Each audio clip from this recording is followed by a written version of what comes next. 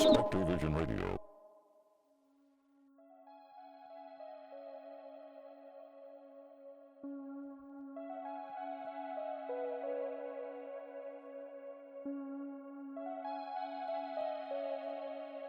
I first started to think something was wrong when stuff kept going missing. My watch, my keys, even my driving license. The only thing the wayward items had in common was that they were all things I'd last seen inside the house, and ones I was sure I hadn't left elsewhere. When you are a recluse, you rarely venture beyond the limits of your own property, so you'd think it would be pretty difficult for me to lose something. But I did, again and again. I feared not only that my mind was perhaps deteriorating, but that it was also playing tricks on me. I'd be utterly certain of where I'd left the things I suddenly couldn't find, but they wouldn't be there. I'd get so frustrated, tearing through the house trying to find them, but to no avail. They seemed to reappear only when they felt like it. Suddenly, I'd find my watch neatly placed on my bedside table, my keys in the dish on the mantel, my driving license tucked away inside my wallet. All places I'd checked 100 times or more. If I'd have believed in ghosts, I'd have said they must have been responsible. You might think that an aging brain living alone in a house far too big for one person is enough to explain it away. But my mind had always been so sharp. It didn't make sense to me. And, considering I barely ever left, every nook and cranny of my oversized home, well, I knew them like the back of my hand. The next thing I noticed, the next strange symptom, I guess you could say, was how bad I'd feel some mornings. It wasn't every day, but fairly often I'd wake up feeling like I had a colossal hangover, even if I'd had one of my rare sober nights, or drunk only a couple of glasses of wine. I'm getting old, I thought, doing my best to convince myself of what you're probably already thinking. It was bound to happen sometime, but I didn't think it had all come crashing down so fast. I did my best to make peace with it, to adapt and accept. But things got worse the day I fainted in the garden.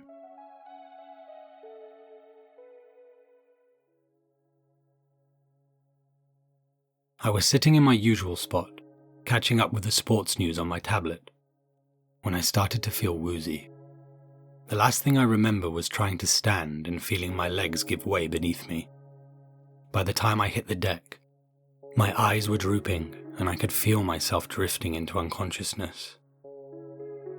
When I came to, I was upstairs laying on my bed.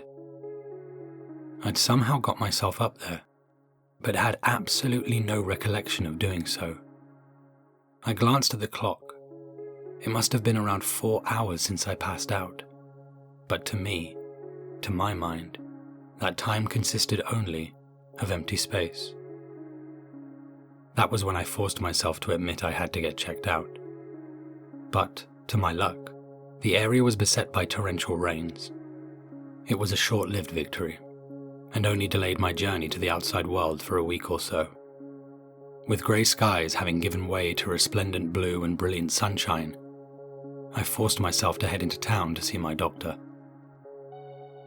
She could see no outward reasons for concern, but said we should order an MRI to be sure. I hated the idea of being closed up in one of those tubes for almost an hour while it buzzed and whirred.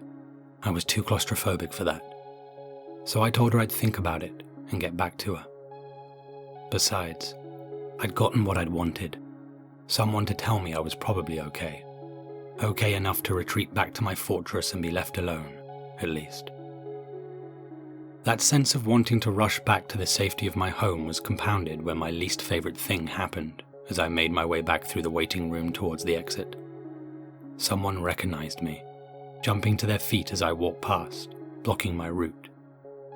"Oh my God, it is you," they said excitedly.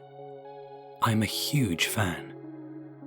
I did my best to smile my way through some idle pleasantries, but when they asked for a selfie, I politely refused and pushed my way past them, out onto the street, where I hurried over to my car and sped away. I still misplaced things, still felt like shit some mornings, but I got used to it. And aside from some mysterious bruises that I was surprised to see when I undressed one day, nothing much changed. If this was my life now, I'd tolerate it, I thought. But one particular morning, I awoke to find something unusual in my letterbox. Amidst the royalty checks and offers begging me to reconsider my retirement, was a plain, white envelope. My address wasn't written on it. Strange, as my property wasn't accessible on foot, and I could always hear any vehicles approaching. I took it inside and opened it. It contained a bundle of photographs, held together by an elastic band. I considered the first one. It looked like it had been taken at night by a security camera, with a timestamp in the corner that told me it had been snapped a few weeks prior. The grainy image depicted a row of cars parked on a street I didn't recognize, but one that looked like it must have been somewhere in the inner city. It meant absolutely nothing to me, and I had no idea why someone would want me to have it. But then, I saw why. I was sitting at the wheel of one of the cars. But that was impossible. I flipped through the rest of the pictures. They were all much the same. Images of me at the wheel of a car I'd never driven, in places I'd never been. Computer-generated fakes, I thought? If so, to what end? Someone playing a practical joke on me? Mocking the hermit who never left his castle? Some crazed fan letting me know they knew where I lived? Yes, that must be it, I concluded, doing my best to push aside the gnawing feeling that perhaps I'd been forgetting more than just where I'd left my watch or TV remote. It was a few days later that I started to second-guess my willfully ignorant assertions. I found footprints, made in mud, all through my house. When I stooped down to check the pattern they'd made, I recognized it as being from shoes I definitely owned. I even checked to make sure, and it was a match. Was I living a double life in my sleep? I grabbed a mop and cleaned it all up. But what I couldn't wash away was the growing sense that there was something seriously wrong with me. But what? I got an answer to that question a few nights later. I'd gone to bed at my usual time of around 11 and had luckily fallen asleep fairly quickly. But when my eyes opened and the room was still in the grip of darkness, I realized I hadn't slept through the night. I immediately sensed something was wrong. I felt like I did some mornings when I'd wake up heavy and groggy, only much worse. I felt like my body weighed a ton, like it had been pumped full of lead. I did my best to lift myself into a seated position, wanting to glance at the clock that sat atop the dresser on the other side of the room. But as I did, it was as if my vision was compromised. I tried my hardest to blink it away, but realized it wasn't me. The room appeared to be full of some kind of smoke or mist. Yet I could still see enough to know that I wasn't alone. Someone was crouching in the corner of my bedroom, facing me. And they were wearing a gas mask. I tried to get up, tried to scream, but my body was becoming limp, my eyes involuntarily closing, my mouth unable to make sounds louder than a whisper. I felt my head falling back down onto the pillow. And then, everything went black.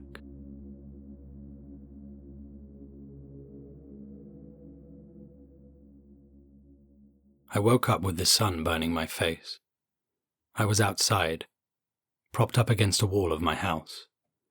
Feeling as lifeless as a rag doll, I somehow managed to hoist myself up to stand, needing a minute of repeated deep breaths to believe I was actually awake and not still under. When I managed to shuffle round to the front of the property, I saw my door was wide open. I walked into the living room, and there was someone there, sitting on one of the sofas, as if waiting for me. The gas mask lay discarded on the pillow next to them. I didn't recognize the man who'd been wearing it, the man who'd been crouched in my room the night before, who since then had done God knows what with me. He pointed to my armchair and told me to sit. Despite my better judgment, I found myself complying, simply because I was still feeling too weak to stand. I had a grand finale all planned out, he said, but I guess the jig is up. I kept quiet, feeling like I might be dreaming. Think I got the doses wrong, he said. You weren't supposed to wake up until this morning. I decided to risk it. As fast as I could, which was a snail's pace, I scrambled to my feet and over to the phone. The man just watched as I called the police, didn't try to stop me. He just sat there on my sofa, watching as I screamed down the line for help. After they told me they were on their way, I tumbled out of my house and grabbed a trowel from the garden. But the man didn't appear, didn't follow me outside. I could see through the window he was still just sitting there in my living room. When the officers arrived, he was silent, but compliant, putting up no fight whatsoever as they took him away. I had to go down to the station, of course, to give my statement. The officers kept asking me whether I was sure that I didn't know the man I discovered inside my house, the one I'd seen wearing a gas mask inside my room the night before. Probably a crazed fan, I said. Fan of what? One of the officers asked. But I was spared the embarrassment of having to explain my own fame by the other officer, who quickly filled his colleague in as to who I was. I'll be frank with you, the one who'd never heard of me eventually said. The guy we arrested at your property, he won't say a word to us, and we're having a hard time identifying him. I asked questions, but they were all dead ends, all avenues of pursuit they'd already considered. They couldn't find a vehicle, so they had no idea how he'd got to my house. He didn't have any ID on him. His fingerprints had given them nothing. When they were done quizzing me, I assured them I was all right, and they said they could send someone out to check on me if I wanted, but I declined the offer. I jumped in a taxi outside the station. The driver kept glancing at me in the rearview mirror, the way people often do when they recognize you, but aren't quite sure from where. Thankfully, we rode in silence. But just when the taxi pulled up outside my home, my mobile started to ring. It was one of the officers I'd spoken to earlier. In a confused, stilted tone, he told me that the man they'd apprehended at my property had somehow escaped custody in the short time since I'd left the station. It's impossible, he said. And yet, here I am making this phone call. After we hung up, I just sat there in the back seat of the taxi, the driver asking me if I was going to get out or not. But I was too busy staring up at the place I'd left as little as possible for the last 15 years. It no longer looked like the safe haven I'd come to believe it was. No longer looked like it could protect me. So I told the taxi driver to turn the car around.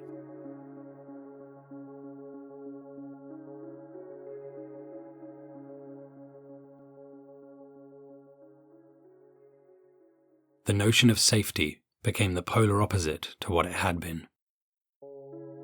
I'd chosen to live in a busy hotel in the densest part of the city for a few months. 24-hour reception, security guards stationed out front. I took some precautions to remain anonymous. I didn't want some other fan citing me and revealing my whereabouts online.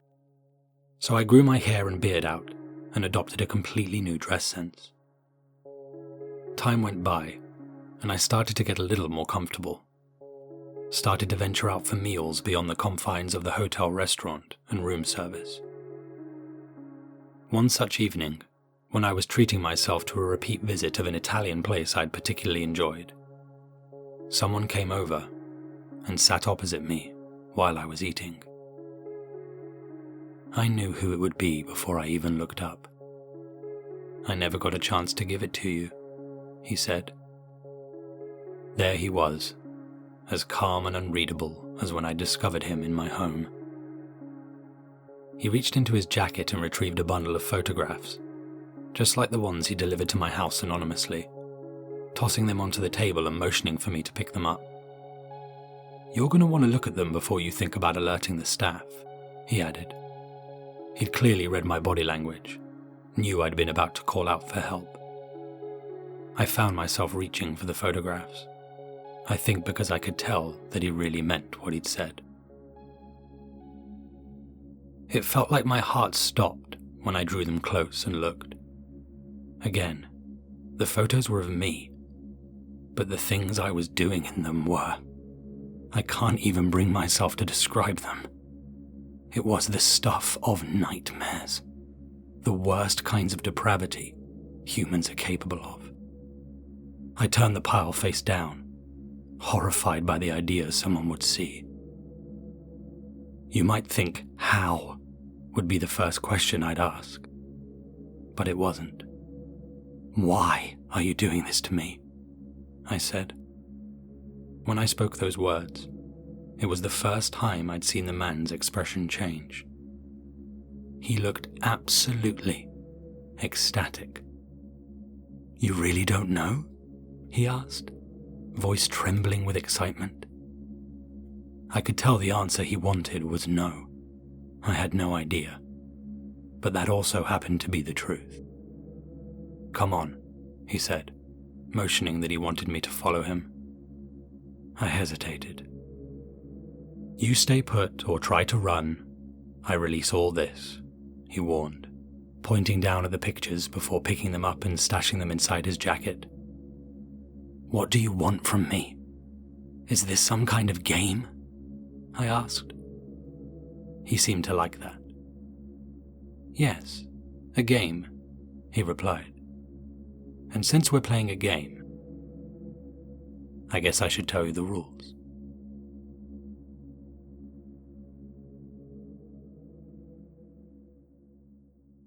Eventually, after following my mystery tormentor for what felt like hours, we came to a stop in front of a row of storage units. He opened one up, revealing that he'd set up the inside as some kind of music room. Instruments, amplifiers, everything a band would need to rehearse. And every item was my preferred kind, the makes and models I'd used when music had been my life. 2 albums in, and you were no one, he said, ushering me inside and closing the sliding metal door behind us. Until one song changed it all. It was true, but I still didn't understand what he was getting at.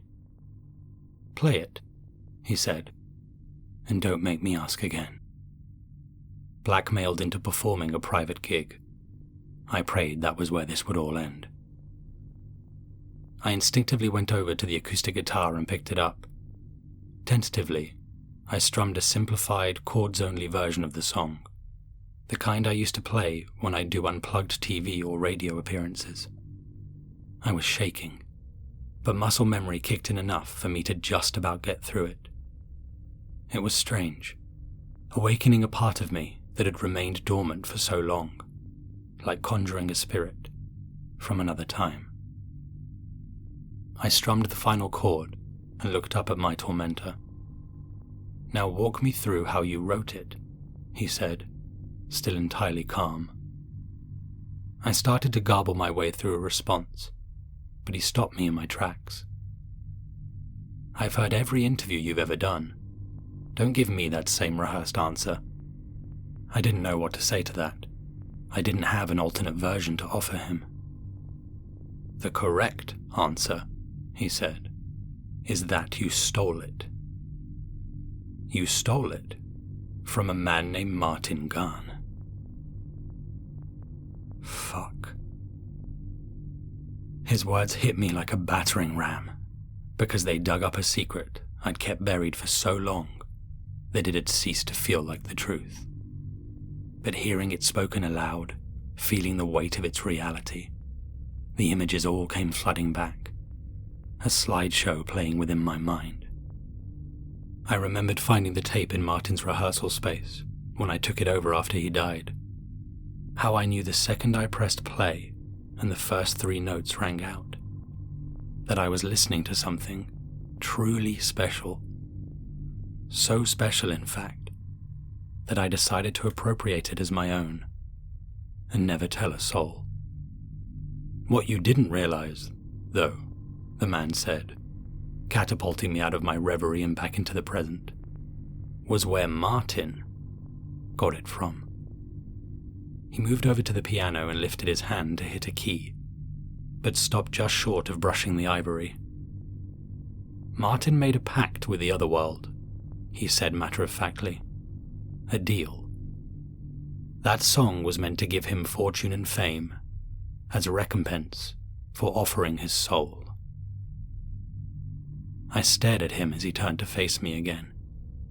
This man who knew things he couldn't possibly know. And in that moment, I was able to see him like I hadn't been able to before. He wasn't a man at all. He was something else. Something doing its best impression of a person. An emissary from the unknown, from realms we should never interact with, parading around in a human suit. Only Martin died, and a soul is worth nothing unless it's here in this world, the thing added. And the song should have died with him. Deal off. He turned back to the piano, but this time he hit the opening 3 notes of Martin's song. Then you came along, he said, still gazing down at the keys. I haven't quite figured out what to do with you. But as always, I'm sure there's some deal to be made.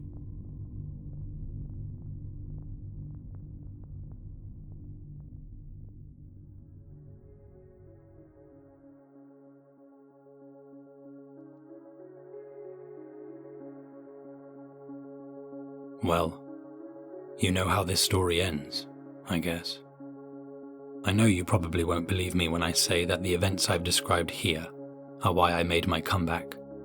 Ventured back into the limelight, only to release an album so pathetically bad, and follow it up with public declarations and actions so offensive that it tarnished my legacy forever.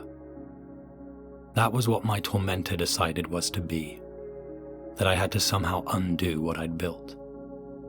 That was how I'd begin to pay back the fact that I'd profiteered from what wasn't mine to begin with.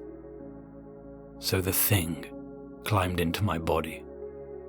I watched as its human form melted down until it was a formless blob, a malignant slime that wormed its way through my eye socket and into my brain, taking up residence there, living like a parasite, modifying and dictating my behavior as punishment for my transgression.